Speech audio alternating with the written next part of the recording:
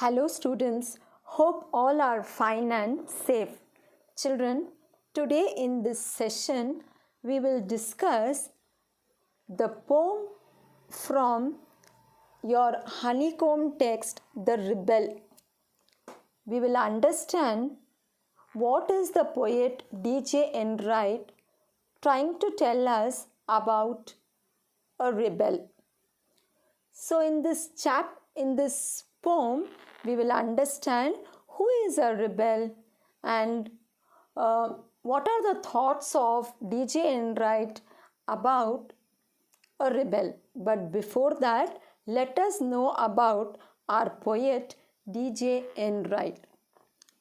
So D.J. Enright was a poet, novelist, critic, and a translator. Enright was born on 11th March 1920. He was educated at Leamington College and Downing College, Cambridge. He has taught English at universities in Egypt, Japan, Berlin, Thailand, and Singapore. He was a director of London publishers Chatto and Windus between 1974 and 1982 and was a co-editor of Encounter magazine from 1970 to 1972. His poetry collections include The Laughing Hyena and other poems, Addictions, Sad Iris, and Under the Circumstances, poems and prose. His collected poems, 1948 to 98, was published in 1998. He was awarded the Queen's Gold Medal for Poetry in 1981. D.J. Enright, that is, his full name is Dennis Joseph Enright. He was born on March 11, 1920. I told you he was born in Royal Leamington Spa, that is United Kingdom. He died on 31st December 2002. This was about the poet. Now children, let us understand what the poetry Rebel is trying to tell us. But before that, let me tell you who is a rebel. Who is a rebel? Do you feel that somebody or someone has been a rebel? Or you feel that rebels are good? Who is a rebel?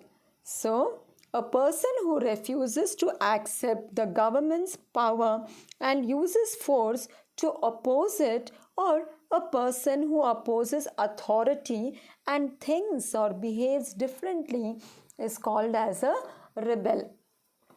I think sometimes if you are not listening to your elders, they will always tell you that, hello, are you trying to become a rebel?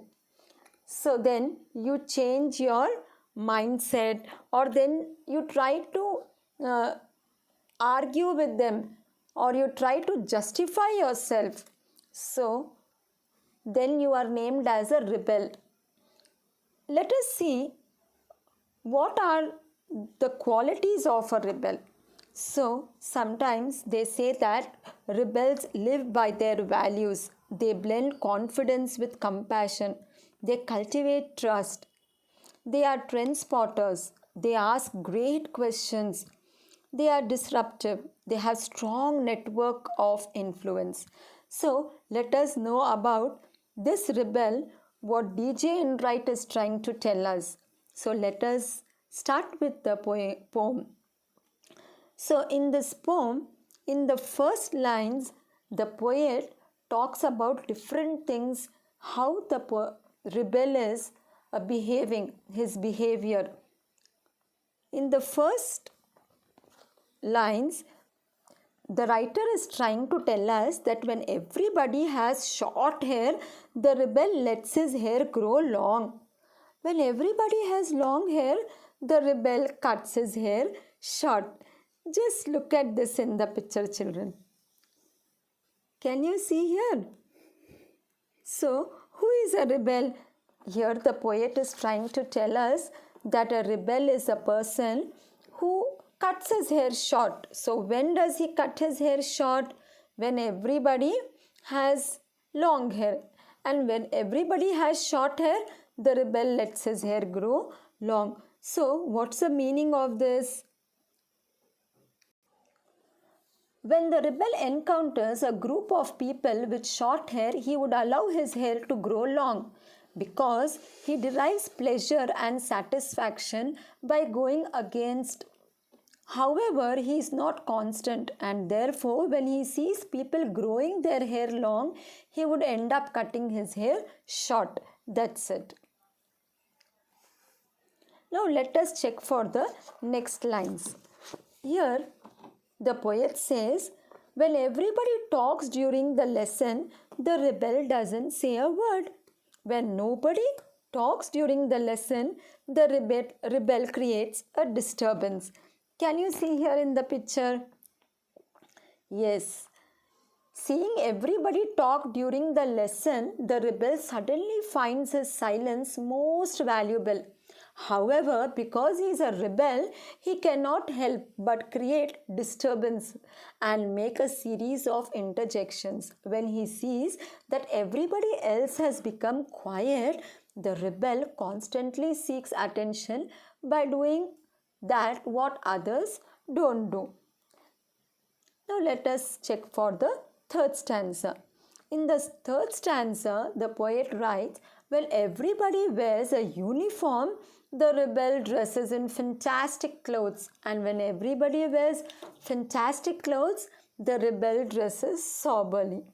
So here the poet says that the rebel always wants to showcase and exhibit himself as different. He would wear colorful clothes when everybody else is dressed up in common uniform. However, the moment he sees others dressed up in different and colorful clothes, he would be unable to control his urge to wear the uniform. That is what the poet is trying to tell here. In the next lines, the poet says that in the company of dog lovers, the rebel expresses a preference for cats, and in the company of cat lovers, the rebel puts in a good word for dogs. Isn't it strange, children? Here, when the rebel finds himself in the company of dog lovers, he begins to prefer the cats. On the other hand, on being surrounded by cat lovers, he will put forward in a favorable word for dogs. His preferences and choices never seem to match with anyone else. Now let us understand the next lines of the poem. When everybody is praising the sun,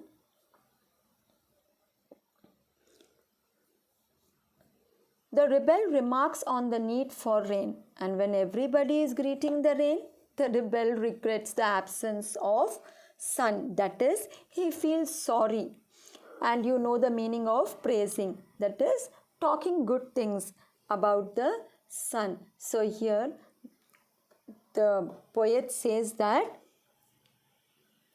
even with respect to the weather, it is difficult to bring the rebel on board, for he would appreciate the sun while all the others would be welcoming the rains and miss the rains, while others would be enjoying the sun. Let us understand the other lines of the poem. When everybody goes to a meeting, the rebel stays at home and reads a book. When everybody stays at home and reads a book, what will the rebel do, children? The rebel goes to the meeting. So I don't know how he will go to the meeting when nobody is there. The rebels are people who are usually all alone, for they prefer to read on a different path than others. So when others go for a meeting, they stay at home, and he stays at home and reads a book, and when others stay at home, he goes for a meeting. Let us see the last lines of the poem. When everybody says, yes, please, The rebel says, "No, thank you." So here the poet merely highlighting how it is impossible to make a rebel agree with everyone and with anyone. So here saying yes when everybody say no and say no when everybody says yes is another character trait of a rebel. When everybody says no thank you, the rebel says yes please. It is very good that we have rebels. You may not find it very good to be one. So here the poet says that when everybody says no thank you, what will the rebel say? He will say yes please. It seems that having rebels around us is beneficial. So here the poet says that it is good to have some rebels with us as they train us to acknowledge differences. However, it is not good to be a rebel because they are not accepted by the society. As initially I told you, sometimes when you are trying to put forth your words or you are trying to justify yourself, always you are named as a rebel. But it is good to be rebel. So I think you will also agree. Let us now understand the summary of the poem. Here, the poet has remarkably described the non-conformist behavior of the rebel in a light, funny, and casual manner. The poet says that the individual freedom is very important and we must learn to accept it.